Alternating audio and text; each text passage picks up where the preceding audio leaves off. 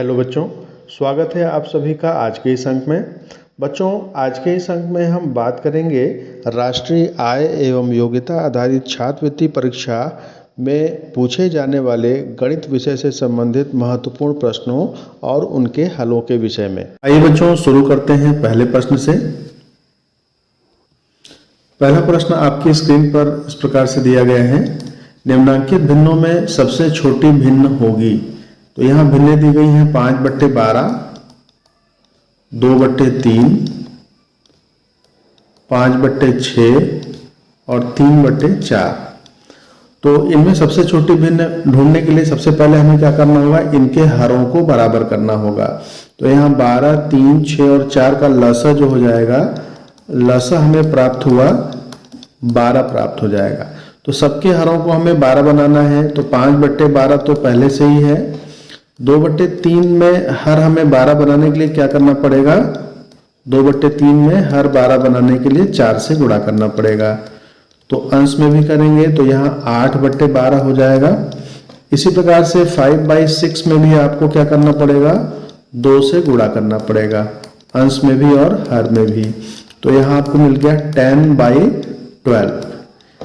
और ऐसे ही 3/4 को आप हर में 12 बनाने के लिए क्या करेंगे, अंश और हर में 3 से गुणा करेंगे।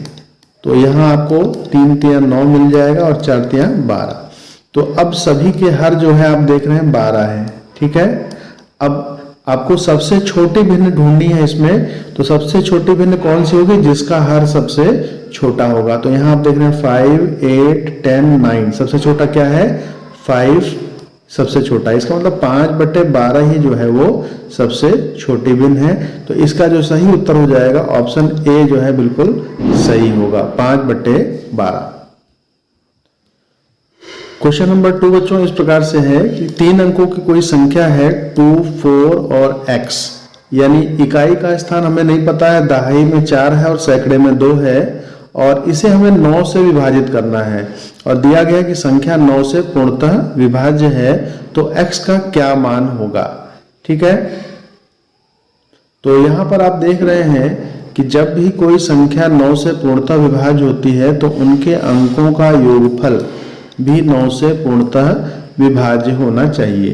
तो यहाँ अंकों का योगफल क्या हो जा रहा है, 2, 4, 6 प्लस x। 6 प्लस x जो है, जब इसमें हम 9 से डिवाइड करेंगे तो क्या आ जाएगा, शेषफल हमारा 0 आएगा। ठीक है, यानी ये हो सकता है 9 के बराबर हो तभी शेषफल 0 आएगा। तो यहाँ से x का जो मान मिलेगा वो 9 - 6 के बराबर होगा, यानी कि 3 आ जाएगा।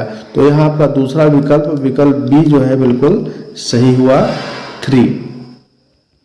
तो बच्चों प्रश्न संख्या 3 जो है इस प्रकार से है, यदि x और y विषम पूर्णांक हैं तो निम्न में से सम पूर्णांक होगी। तो यहाँ पर x और y दो संख्याएं दी गई हैं जो क्या है, विषम है। तो दो विषम संख्याओं का योगफल सदैव क्या आता है, सम संख्या आता है। उदाहरण के तौर पर यदि हम 3 और 5 लेते हैं तो इनका योगफल क्या आता है, 8 आता है, जो कि सम संख्या है। इस तरह से बहुत सारे उदाहरण आप देख सकते हैं। और दो विषम संख्याओं का गुणनफल सदैव एक विषम संख्या आएगी। ठीक है, तो x और y जो हैं विषम संख्याएं हैं और इनका गुणनफल भी एक विषम संख्या आएगी। जैसे हमने 3 और 5 ले लिया, इनका गुणनफल 15 आता है और ये एक विषम संख्या है। तो यहाँ पर हमें ये बताना है कि निम्न में से कौन सी सम पूर्णांक है। तो यहाँ पहले में दिया गया है x + y - 1। तो x + y सम था, सम में से जब 1 घटाएंगे तो क्या आ जाएगा, ये विषम आ जाएगा। इसके बाद जो दूसरा है x y - 1 दिया गया है, x y हमारा विषम है और इसमें से 1 आप घटाएंगे तो ये सम आ जाएगा। तो यही पूछा गया था, निम्न में से कौन सा सम पूर्णांक है। तो ऑप्शन बी करेक्ट होगा। और भी हम चेक कर लें, जैसे x × y दिया हुआ, तो x × y तो पहले ही बता दिया गया क्या है, विषम है। और x × y + 2, तो विषम में 2 जोड़ेंगे तो भी क्या आएगा, विषम ही आएगा, क्योंकि दो विषम संख्याओं में 2 का ही अंतर होता है। तो यहाँ पर हमारा ऑप्शन बी करेक्ट हो रहा है, x y - 1। अगला प्रश्न है बच्चों, वह छोटी से छोटी पूर्ण वर्ग संख्या जो 16, 18 और 45 से विभाजित हो। तो हमें वह छोटी से छोटी संख्या बतानी है जो 16, 18 और 45 से पूर्णतः विभाजित हो और साथ ही वह एक पूर्ण वर्ग संख्या भी हो। तो सबसे पहले इनका हमें अभाज्य गुणनखंड ज्ञात करना होगा। तो हम 2 से करेंगे।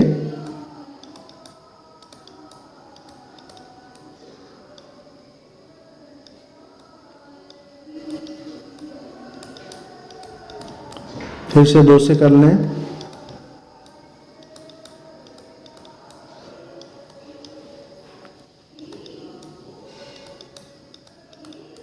इस बार अब 3 से करना होगा हमें। फिर एक बार 3 से करेंगे और आखिरी बार कैसे करेंगे? 5 से करेंगे, क्योंकि यहाँ 5 ही बच रहा है। तो इस तरह से यह इसका अभाज्य गुणनखंड तो हो गया।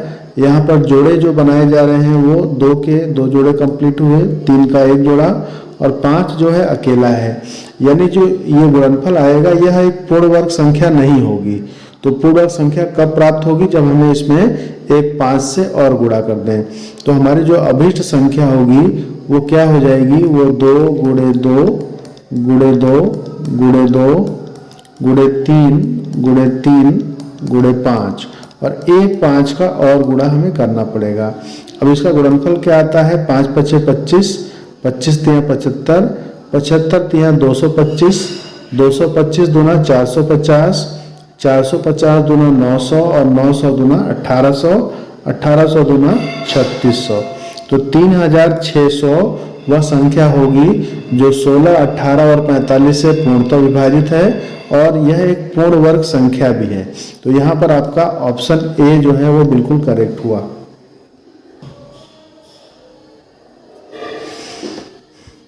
अगला प्रश्न है, करणी में x + 1 माइनस करणी में x - 1 बराबर 1 है, तो x का क्या मान होगा? तो इस समीकरण को हल करके हमें x का मान निकालना है। तो सबसे पहले करणी हटाने के लिए हम दोनों पक्षों का वर्ग कर देंगे। तो यहाँ a - b का स्क्वायर लगाएंगे। तो पहले a स्क्वायर यानी x + 1 प्लस b स्क्वायर यानी x - 1 हो जाएगा, करणी हट जाएगी, -2 गुणे करणी में हो जाएगा x - 1 और गुणे करणी में x, यहाँ x + 1 और यहाँ x - 1, 1 का स्क्वायर 1। तो यहाँ आप देख रहे हैं +1 और -1 कैंसिल हो जाएगा, x और x 2x मिला, -2 टाइम्स यहाँ पर आपकी समीका लग जाएगी x + 1 × x - 1, तो ये हो जाएगा x² - 1, दाहिने पक्ष में 1। ठीक है, अब हमें क्या करना है? 2x को दाहिने ओर पक्षांतर कर देना है, -2 करणी में x² - 1 बराबर 1 - 2x। फिर से ये करणी हटाने के लिए हमें क्या करना होगा? दोनों पक्षों का वर्ग करना होगा। तो वर्ग करने पर माइनस का वर्ग प्लस 2 का वर्ग 4 और करणी का वर्ग करने पर यह करणी हट जाएगी और दाहिने पक्ष में 1 - 2x का होल स्क्वायर मिल जाएगा। तो यहाँ आपको होल स्क्वायर ओपन करना होगा और यहाँ कोष्ठक खोलना होगा। यहाँ प्राप्त होगा 4x² - 4, यहाँ पर 1 + 4x² और -4x। तो 4x कट जाएगा, यहाँ से दोनों साइड से कैंसिल हो जाएंगे, पक्षांतर करने पर 0 हो जाएगा, -4 = 1 - 4x। तो 4x = मिल जाएगा 1 + 4, 4x = क्या मिला? 5 मिल गया। यहाँ से x की वैल्यू मिल जाएगी 5/4। तो हमारा जो x का मान है वो 5/4 आ गया, जो कि आपका ऑप्शन ए में दिया गया है। ऑप्शन ए बिल्कुल करेक्ट होगा। अगला प्रश्न है बच्चों, 2n - 2n - 1 = 4 हो तो n का मान कितना होगा, यह हमें बताना है। तो सबसे पहले यहाँ से हमें सरल करके n का मान ज्ञात कर लेना होगा। तो यहाँ आप देख रहे हैं 2n को हम 2n - 1 + 1 ऐसे लिख सकते हैं, 2n - 1 = 4 और ये आपका 2n - 1 × 2 यानी 2 - 2 n-1 इक्वल टू 4 के बराबर हो जाएगा। और यहाँ दोनों पक्षों में दोनों पदों में आपका 2 टू पावर n-1 कॉमन हुआ, बचेगा यहाँ पर 2 - 1 equal to 4, 2 to power n-1, 2 - 1 1 हो गया और ये हो गया 4। तो 2 टू पावर n-1 किसके बराबर हुआ? 4 को हम लिख सकते हैं 2 का वर्ग यानी 2 स्क्वायर। अब दोनों पक्षों की तुलना कर लेंगे, दोनों पक्षों में आधार समान है तो घातांक भी समान होंगे, यानी यहाँ से n-1 बराबर 2 मिल जाता है। तो n की वैल्यू क्या मिल जाती है? 2 + 1 यानी कि 3। ठीक है, अब हमें क्या करना है? n टू पावर n का मान ज्ञात करना है। n आ गया 3, तो 3 टू पावर 3 कितना हो जाएगा? 27। तो हमारा जो सही उत्तर हुआ 27, यानी ऑप्शन बी जो हमारा है वो करेक्ट हुआ। अगला प्रश्न बच्चों, यदि x/5 बराबर y/8 हो तो x + 5 बटे y + 8 का मान क्या होगा? तो यहाँ पर हमें इसका प्रयोग करना है, यानी x/5 बराबर y/8 इसमें प्रयोग करना है। तो प्रयोग करने के लिए हमें दोनों पदों में से, अंश के दोनों पदों में से 5 को कॉमन करना होगा। 5 कॉमन करते ही यहाँ पर ये हो जाएगा x/5 और ये हो जाएगा 1। इसे समझने के लिए आप समझ सकते हैं x में से हमने कॉमन कैसे कर लिया। हमें 5 कॉमन करना है तो 5 से गुणा और 5 से भाग देना होगा। जब हमने 5 कॉमन कर लिया तो ये x/5 यहाँ अंदर शेष रह जाएगा। इसी प्रकार से हर में भी हम करेंगे।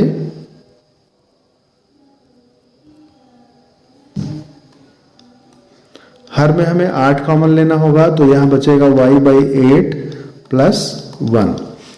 अब आपको दिया गया है कि x/5 बराबर y/8, तो यहाँ x/5 की जगह पे हम क्या रखेंगे? y/8, y/8 + 1 और हर में हो जाएगा 8 × y/8 + 1। अब कोष्टक में दी गई राशियां बराबर हैं, ये आपस में कैंसिल हो जाएंगी तो यहाँ बचेगा 5/8, यानी 5/8 ही इसका उत्तर हुआ। और ये आपका ऑप्शन बी में दिया गया है, तो ऑप्शन बी आपका करेक्ट हुआ। अगला क्वेश्चन है बच्चों, एक संख्या को 13 से भाग देने पर एक शेष बचता है और यदि इसके भागफल को 5 से भाग देते हैं तो शेष 3 बचता है। अब यदि संख्या को 65 से भाग दिया जाए तो शेष कितना बचेगा? तो मान लेते हैं कि माना हुआ संख्या बराबर x है, माना संख्या बराबर x। अब x को हमें किससे भाग देना है? 13 से भाग देना है। तो भागफल क्या होगा? भागफल भी हम मान लेते हैं कि भागफल क्या है? y है। तो संख्या हमारी x है, x को हमने 13 से भाग दिया तो y भागफल मिला और शेषफल कितना मिला? 1। तो ये जो हम भाग को चेक करने का विधि है, भाग को सत्यापित करने का मेथड होता है, वो इस तरीके से हम करते हैं, भाज्य बराबर भाजक गुणे भागफल प्लस शेषफल। तो इसी विधि से हम इसको चेक कर लेते हैं। तो यहाँ से एक समीकरण प्राप्त हो गया, x बराबर 13y + 1। ये एक आपका पहला समीकरण हो गया। अब कंडीशन दी गई यदि इसके भागफल को, तो भागफल क्या था? y। अब भागफल को किससे भाग देना है? 5 से भाग देते हैं तो भागफल कुछ और मिलेगा, यानी मान लीजिए z मिलता है तो 5z हो जाएगा और +3 हो जाएगा इसी समीकरण के आधार पर। तो यहाँ पर दूसरा समीकरण मिल गया y = 5z + 3। अब इस y के मान को समीकरण 1 में हम प्रयोग कर लेंगे तो x बराबर 13 × 5z + 3 + 1। कोष्टक खोलेंगे तो 13 × 5 = 65, z + 13 × 3 = 39 और 1 ये हो जाएगा। तो 65z + 40 40, x का मान मिला 65z + 40। तो इस तरह से हम देखें कि अगर हम उस संख्या को 65 से भाग देते हैं तो शेषफल क्या मिलता है? 40 मिलता है। तो यहाँ आपका विकल्प सी जो है बिल्कुल सही हो जाएगा, 40। तो बच्चों यहाँ प्रश्न संख्या 9 जो दी गई है कि यदि किसी आयत की लंबाई 10% और चौड़ाई 20% बढ़ा दी जाए तो उसके क्षेत्रफल में कितनी वृद्धि हो जाएगी। तो मान लेते हैं उसकी लंबाई क्या है, L है, तो लंबाई L हमने मान लिया और चौड़ाई क्या मान लिया, B मान लिया। ठीक है, तो अब इसका क्षेत्रफल क्या हो जाएगा, लंबाई गुणे चौड़ाई, यानी L को अगर हम x मान लें, B को y मान लें, लेंथ और ब्रेथ। ठीक है, तो एरिया कितना हो जाएगा, लंबाई गुणे चौड़ाई यानी कि x into Y X Y. अब यदि हम लंबाई में 10% वृद्धि कर दें तो नई लंबाई क्या प्राप्त हो जाएगी, x प्लस x का 10%। इसे हल करने पर x प्लस एक्स बाई 10 यानी ये मिल जाएगा 11/10 x। इसी प्रकार से नई चौड़ाई क्या मिलेगी, जब आप चौड़ाई को 20% बढ़ा देंगे, तो पहले चौड़ाई y थी, y में y का 20% हमें मिलाना है, तो ये कैंसिल होकर के y/5 हो जाएगा, y प्लस y/5। ठीक है, 6/5 y, ये नई चौड़ाई हो गई। तो नया क्षेत्रफल क्या हो जाएगा, नया क्षेत्रफल हो जाएगा लंबाई गुणे चौड़ाई यानी 11/10 x गुणे 6/5 y। इसका गुणा कर लें तो यहाँ से ये कैंसिल हो जाएगा, 2 3 6 और 2 5 10। आप गुणा कर लेंगे, 11 3 33 और 5 5 25, 33/25 xy। ये नया क्षेत्रफल आ गया। तो क्षेत्रफल में वृद्धि कितनी हुई, पहले हमें वृद्धि ज्ञात करना होगा, नए क्षेत्रफल से पुराने क्षेत्रफल को हम घटा देंगे। तो 33/25 xy माइनस xy। ठीक है, तो ये मिल जाएगा 33 xy माइनस 25 xy। तो यहाँ से जो आपकी वृद्धि हो गई वो हो गई 8/25 xy। अब वृद्धि का प्रतिशत निकालना है, कितने प्रतिशत की वृद्धि हो जाएगी, तो वृद्धि हमारी हो गई 8/25 xy, और जो पुराना था क्षेत्रफल वो था xy और इसमें 100 से गुणा करना है। ये xy आपस में कैंसिल हो जाएगा, 25 से ये 4 बार में कट जाएगा और आपको बचा 8 गुणे 4, 8 चौका 32, यानी 32% जो है वृद्धि हो जाएगी। तो यहाँ आपका कौन सा ऑप्शन सही हुआ, ऑप्शन बी जो है बिल्कुल करेक्ट हो गया। अगला प्रश्न बच्चों, प्रश्न संख्या 10 है, यदि 3 कारों की चाल 3, 4, 5 के अनुपात में है, उनके द्वारा एक ही दूरी तय करने में लिए गए समयों का क्या अनुपात होगा। तो यदि हम चाल को s से रिप्रेजेंट करें तो पहली कार का चाल 3x मान लिया जाए, दूसरी कार के लिए 4x और तीसरी कार के लिए 5x। ये तीनों कारों की चाल हमने मान ली और हमें एक ही दूरी तय करने के लिए समयों का अनुपात, तो पहला समय बराबर होता है दूरी बटे चाल। ठीक है, तो इस तरह से पहले के लिए हमें क्या मिलेगा, दूरी हमें d ही लेनी है और चाल 3x हो जाएगी। दूसरे कार के लिए दूरी हमारी d रहेगी और चाल क्या हो जाएगी 4x। तीसरे के लिए दूरी वही रहेगी और चाल क्या हो जाएगी 5x। अब इनका हमें अनुपात निकालना है, तो यहाँ आपको d/x तो कॉमन मिल रहा है सब में। ठीक है, d/x इंटू 1/3, d/x इंटू 1/4 और d/x इंटू 1/5। तो अब इनमें हमें 1/3, 1/4 और 1/5 का अनुपात मिल रहा है। अब इन्हें हम साधारण रूप में बदलने के लिए, भिन्नात्मक से नॉर्मल रूप में लाने के लिए हमें क्या करना पड़ेगा, इनके लसा से गुणा करना पड़ेगा। तो 5, 4 और 3 का लसा क्या हो जाता है, 60 हो जाता है। तो यहाँ हमें 60 से मल्टीप्लाई करना पड़ेगा तीनों में।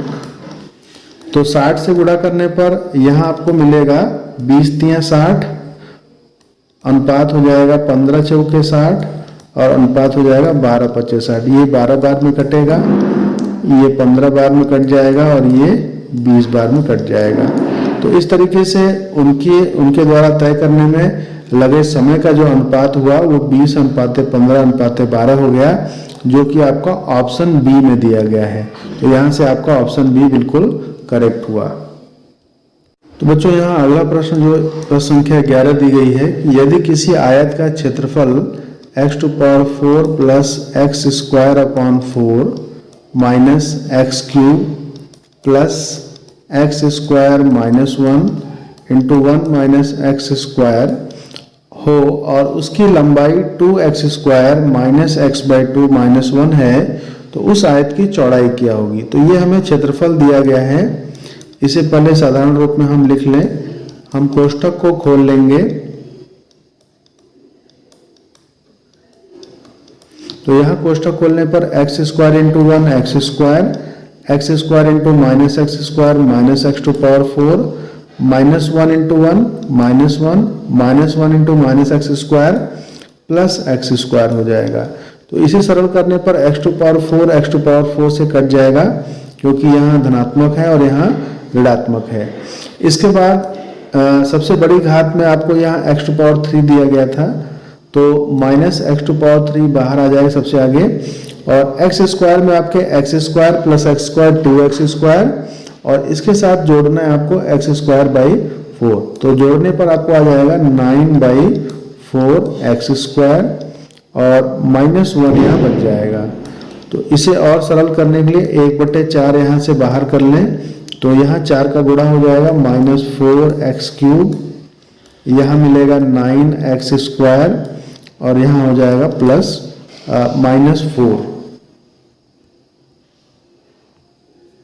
-4।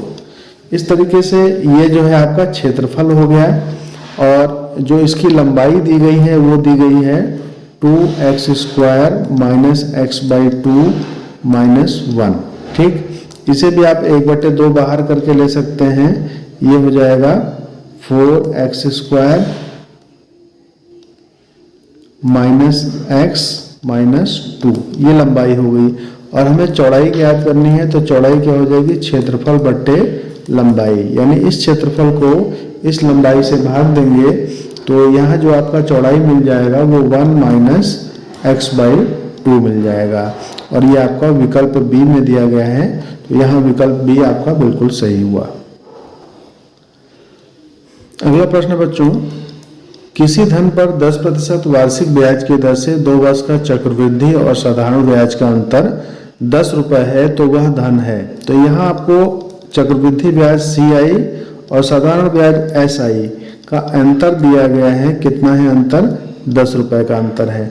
तो सबसे पहले हम मान लेते हैं कि वह धन क्या है, x रुपये है, जिसके लिए हमें चक्रवृद्धि ब्याज ज्ञात करना है। तो सूत्र के आधार पर CI बराबर P यानी हमारा प्रिंसिपल क्या हो जाएगा, x रुपये, 1 प्लस R/100 पावर n समय होता है 2 वर्ष दिया गया है, -1।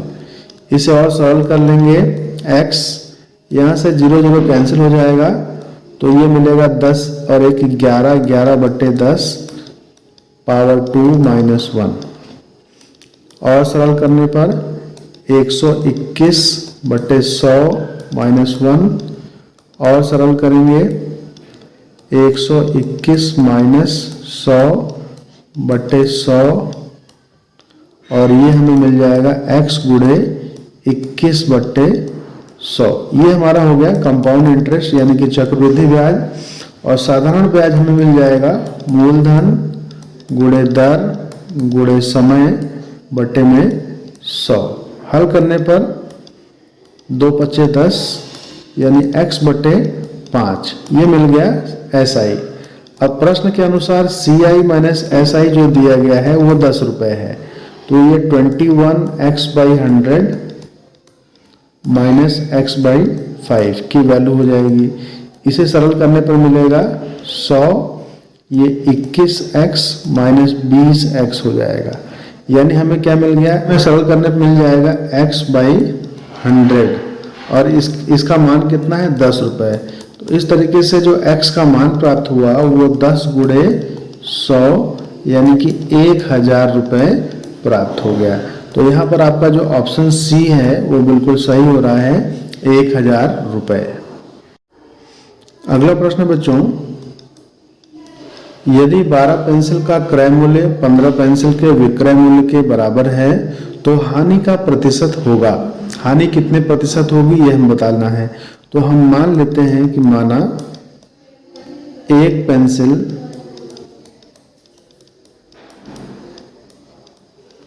का क्रय मूल्य हमने क्या मान लिया, क्रय मूल्य x रुपये मान लिया। पेंसिलें कितनी हैं, 12 पेंसिल हैं, तो 12 पेंसिल का क्रय मूल्य हो जाएगा 12 गुणे x यानी 12x, और यही क्या हो जाएगा 15 पेंसिल के विक्रय मूल्य के। तो इसलिए 15 पेंसिल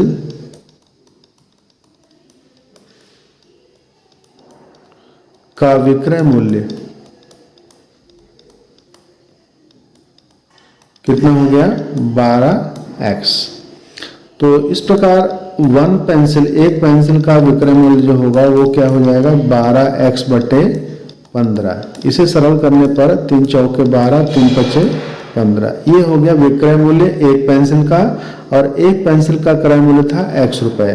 तो हानि कितनी हुई, और हानि हम कैसे प्राप्त करेंगे, क्रय मूल्य माइनस विक्रय मूल्य।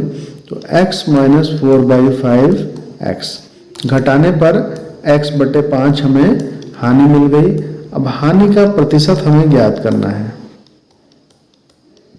हानि प्रतिशत बराबर हानि बटे क्रय मूल्य गुणे 100। तो हानि आपकी x बटे 5 और बटे क्रय मूल्य x गुणे 100।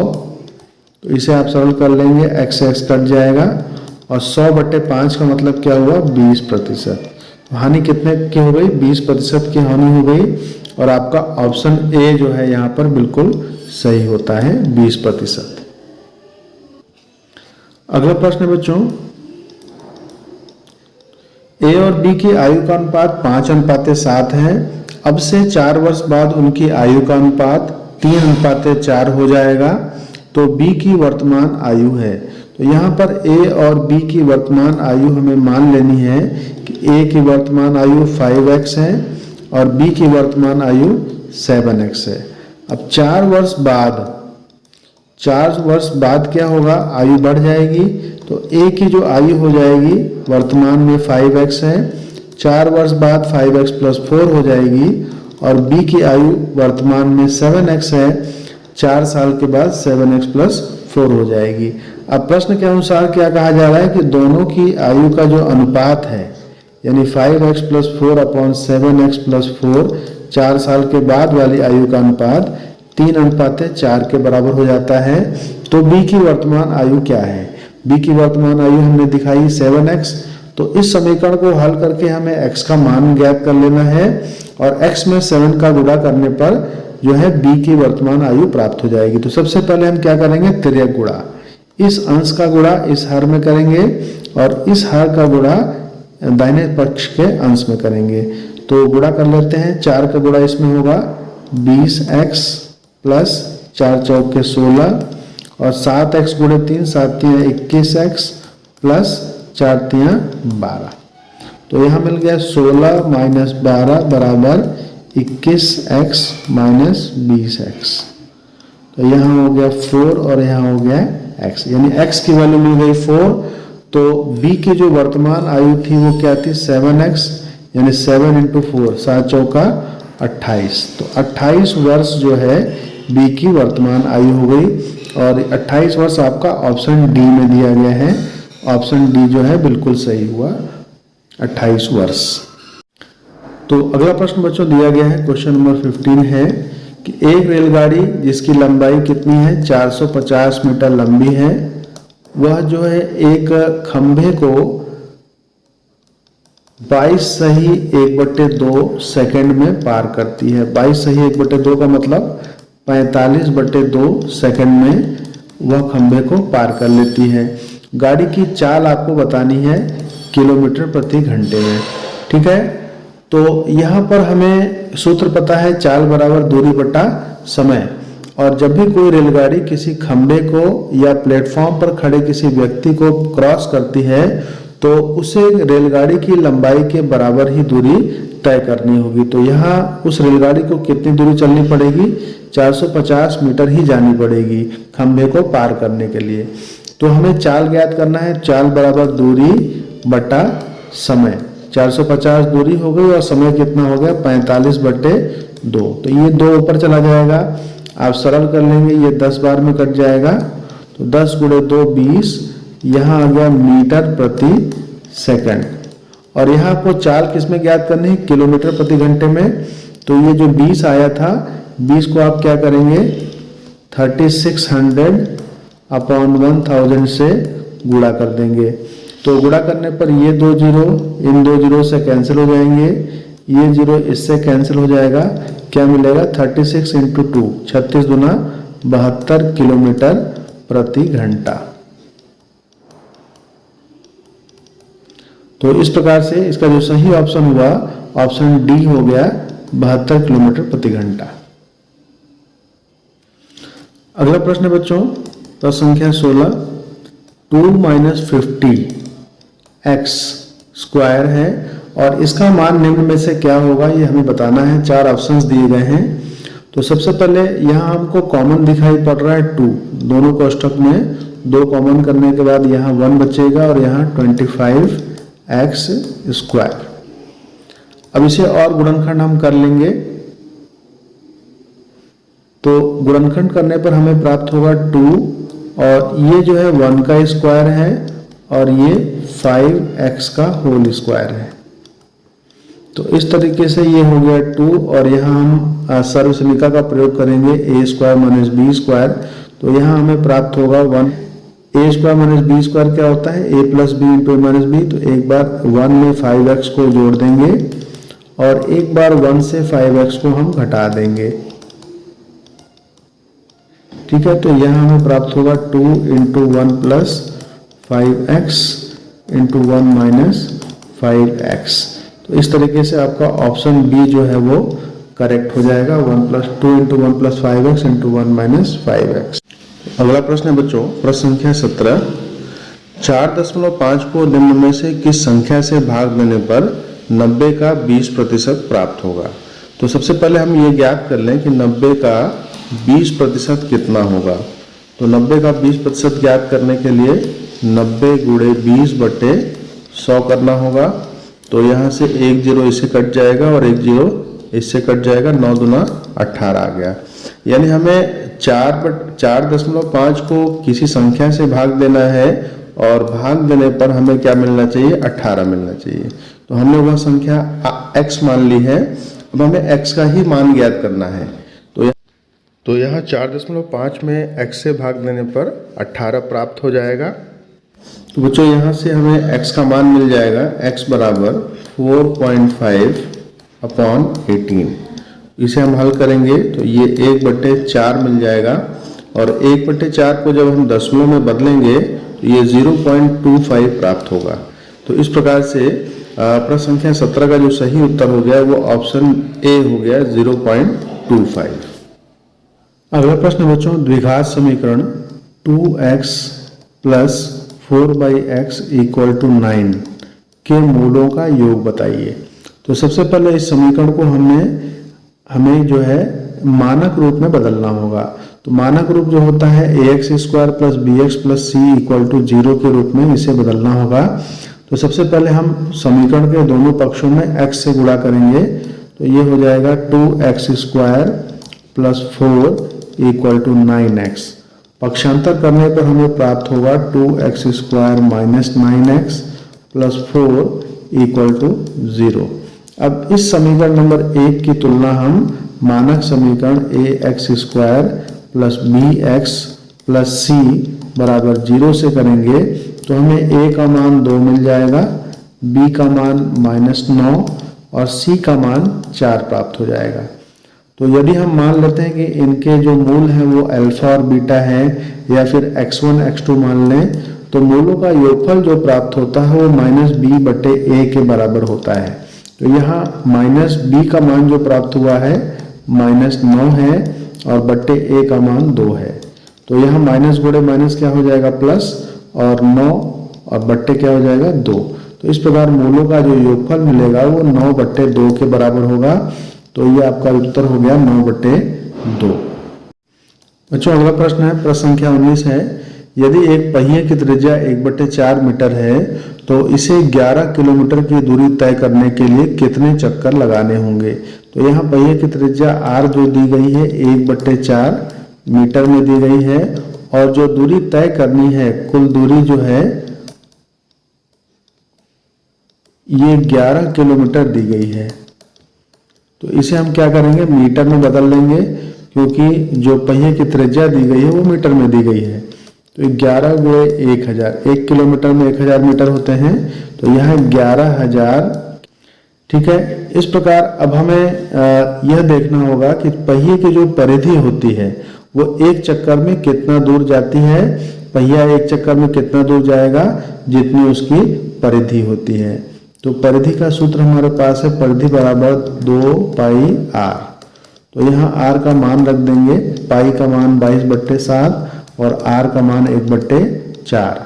सरल करने पर यह हो जाएगा 2 दूना 4 और 2 से इसे काटेंगे 11 बार में, 11/7 ये आ गई परिधि, वृत्त की परिधि आ गई 11/7 मीटर और उसे दूरी जानी है 11,000 मीटर।